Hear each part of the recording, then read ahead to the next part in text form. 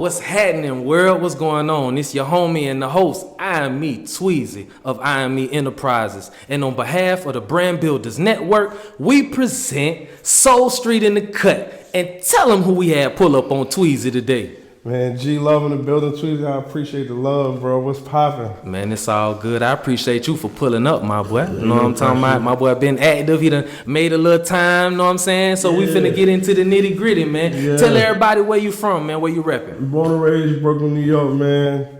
Been down in Jacksonville for like maybe 20 years. So, you know, I call myself a Nouveau. You know what I'm saying? He talking about a Nouveau.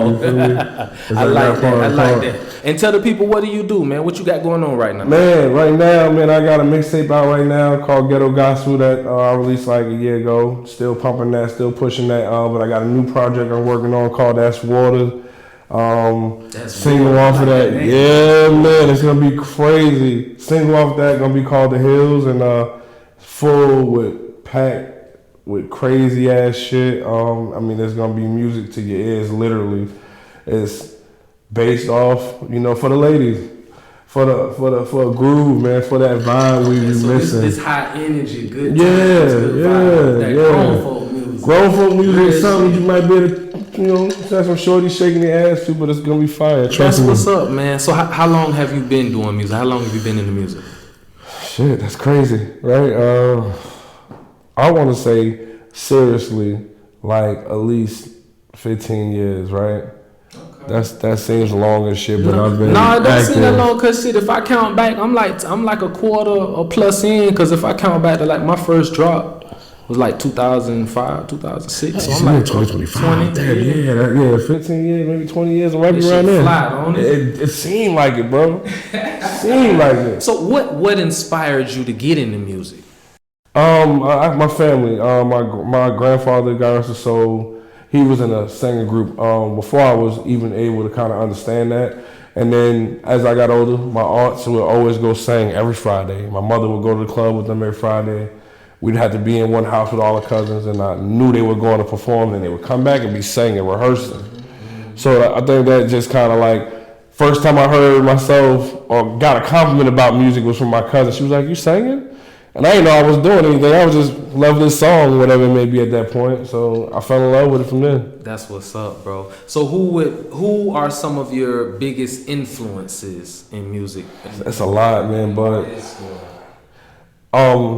I would say like the first person people would, you know, be Michael Jackson. Okay, shout out to MJ. Yeah, R.I.P. MJ, man. If you go R.I.P. MJ, because we don't know. I think you're live for that shit. Yeah, hey, man, listen, what I play nowadays. Yeah, man. Rapping though was Busta Rhymes. Shout out to Bust, man. All these lyrical MCs, man, made me wanted to be like being in New York. It was like you had to rap. You know what I mean? Mm-hmm. And so lyricism was like a big thing.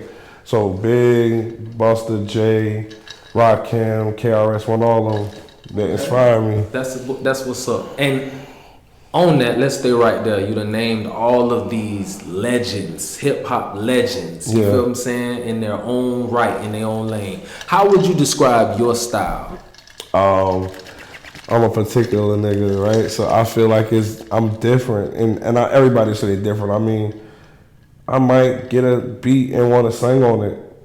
I might get a beat and want to rap on it. I'm going to give you some substance.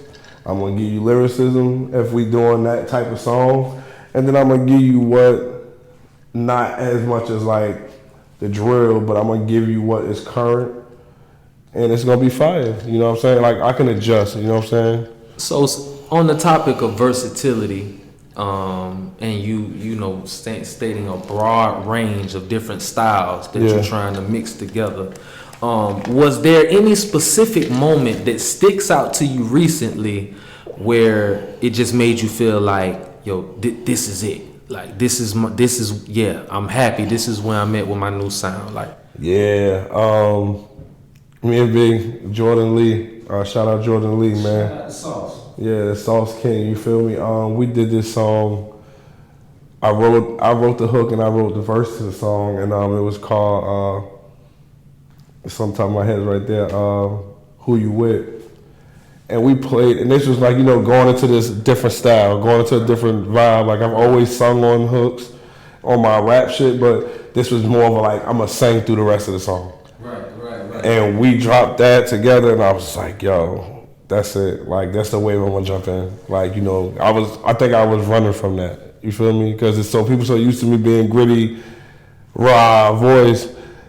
They hear a little melody and like, okay, yeah, it's just a melody. But when I'm literally, you know, belting out some shit, they're like, oh shit, he can sing for real, for real. Yeah. I'm like, all right. You know, I do my thing here and there. You know what I'm saying? That's what's so.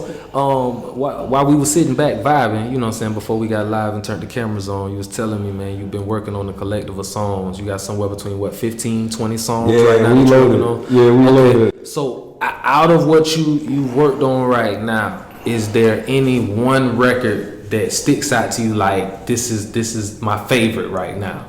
It's a lot, but the one that we've been pushing in different cities, I mean, from New York to Atlanta, North Carolina, we took this song literally and went and played it, was The Hills. And The Hills is just, it's a shorter song. It's not even a full 2 verses, just 1 verse. But even here in Jax, we played it. It was, because it was so short, they wanted to run it back so many times. Right. And shit, you know, nowadays, niggas' attention span is very short. Very short. Very you know short. What I'm saying? So you can most definitely get away. Yes. As long as you coming strong on the beat, the hook. Yeah. You got at least one hot verse in that motherfucker. Yeah. You can get you a hit for sure. It's crazy. Yes, sir.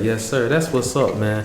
Were there any challenges or obstacles in creating this project, this new project? Yeah, definitely. A lot of niggas sit here and be like, oh, this, that. Like, you gotta understand, you got a household, family, real life shit going on. So to spend the money you spend on everything, you feel me? Like the beats, I'm not getting bullshit beats. I'm paying from a industry beat maker. Shout out House Party.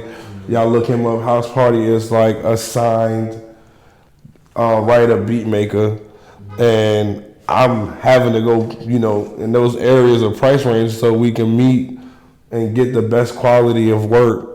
That makes sense. So, you know, you got to spend that bread. So that would be like just basically structuring how this week I'm gonna put $1,000 over here, or 500 over here, 1,000 over there. Like just doing that. That was the biggest challenge, I think. And then Jordan Lee, Big J Sauce King came through. He did a lot of recording. I'm a majority of the recording for me.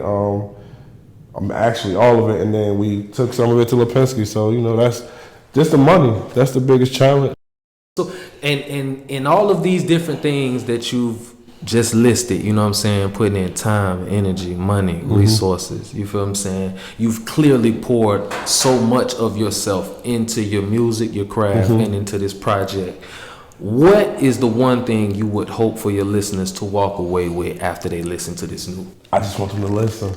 Like, because it's so good and it's so different, like, the vibes on this is gonna be so crazy. It's gonna be like, if you just want to ride, I'm saying you can go from here to 8-hour ride, and you can let this go if it's gonna roll. It's a great collective project of nothing but hits.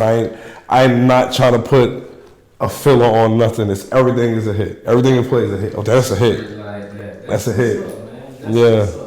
So tell everybody where they can get at you, man. Shout out your socials. G Love or G_Love 904 Instagram, G Love on Facebook, GP the General on Facebook.